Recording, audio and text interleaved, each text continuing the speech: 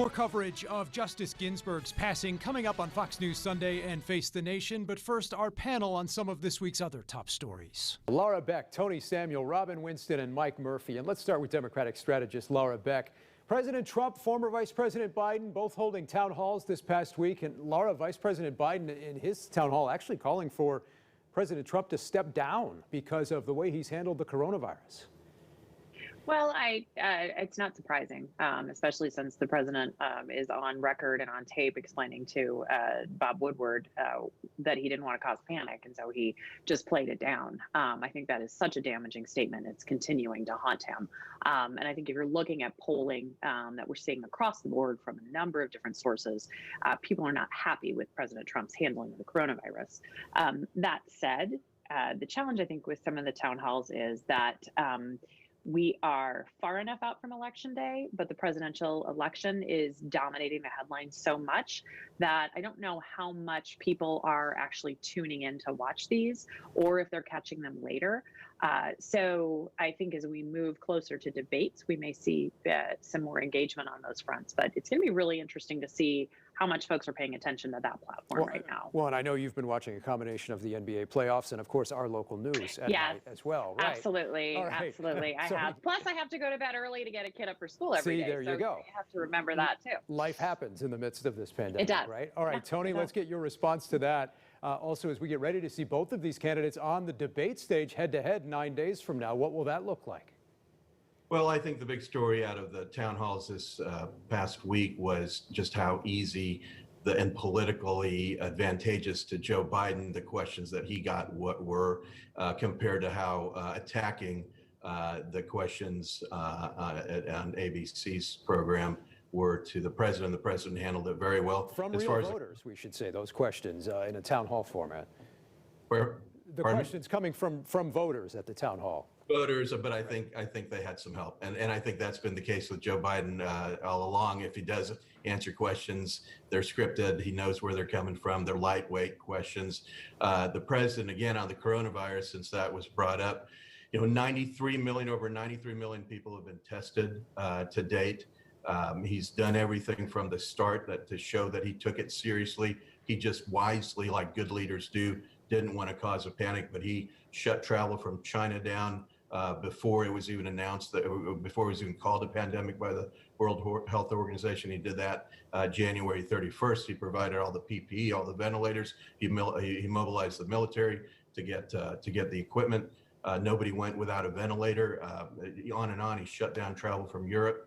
He provided the ships to Los Angeles and New York. He provided them with hospitals built by the Army Corps of Engineers, everything that the Democrats wanted. And you had the Democrat governors, Andrew Cuomo and in California, Gavin Newsom, commending him throughout that process. Now everything's political. Joe Biden says that Trump didn't do anything, and the Washington Post even called out Joe Biden for those kinds of statements in the other night. Let's mention a couple of interesting stories this week that had some Indiana angles and implications. The Washington Post reporting on the former aide to Vice President Pence, who's now endorsing Joe Biden, saying she witnessed the president saying some troubling things about the coronavirus response during her time with the task force, working with the task force. You also had this op-ed in the New York Times from former Indiana Senator Dan Coats, talking about the nation's approach to election security and other intelligence issues, calling for a bipartisan congressional commission. Robin, he was also mentioned quite a bit in Bob Woodward's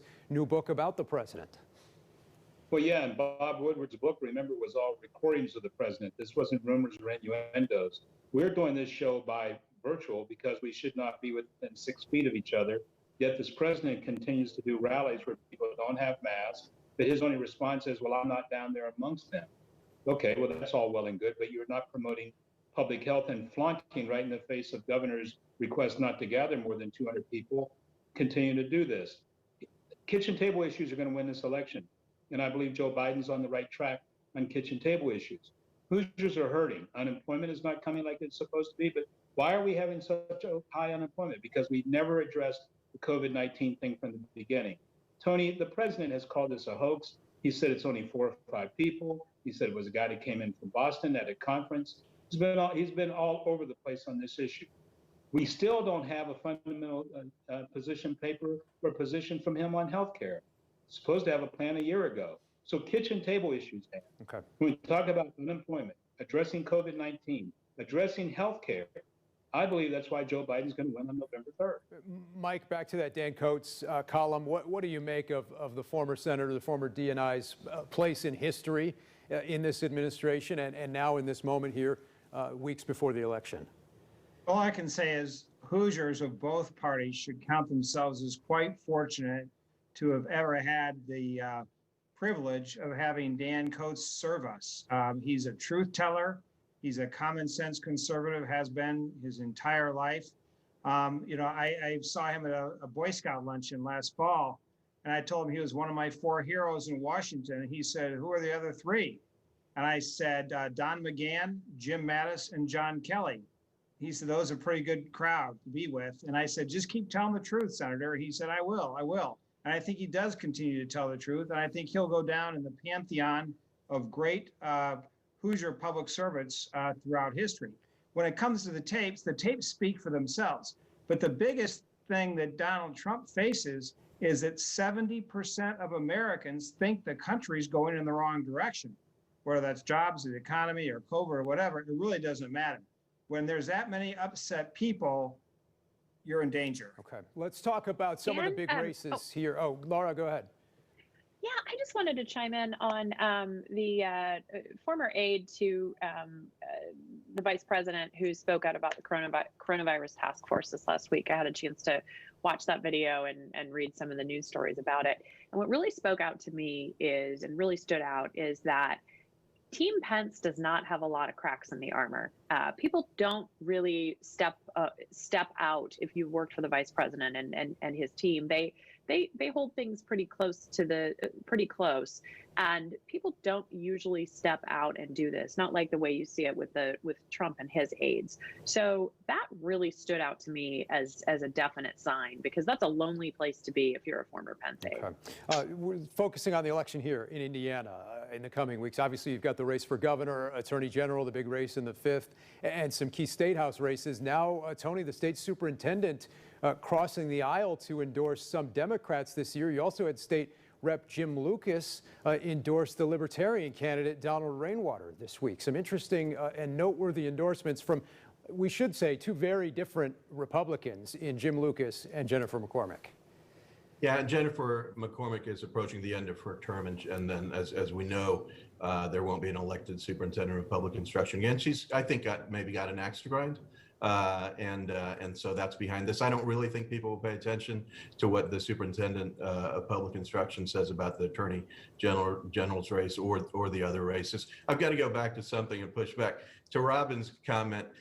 President Trump never ever said this was a hoax. He said what was a hoax was that Democrats are blaming him for the coronavirus when it first started, and they're still continuing to do that. That's the hoax, that the Democrats are getting away, and Joe Biden's trying to get away with that. As far as the staffer that worked for the vice president, both the vice president and his national security advisor, that was her supervisor, have said they never heard any kind of comments like that while she worked there. She had to leave early for reasons they probably don't want to disclose. But now what you're seeing, like we saw last week, every week Democrats are getting somebody to come over and say negative things to hurt the president. I said it before, you'll see it for the rest of the campaign. These are pages and pages of endorsements for the president.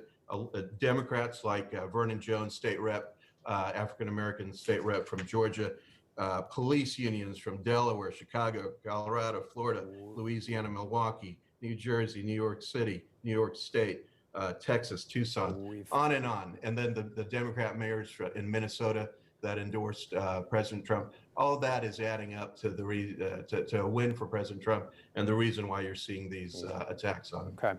We've got to leave it there. We've no doubt seen people on both sides of the aisle flipping sides this year for different reasons. Tony, Laura, Mike, Robin, thanks. We'll see you in just a couple of minutes. Coming up next, the Indiana impact of the Big Ten's return and how much money the state is bringing in these days from sports wagering.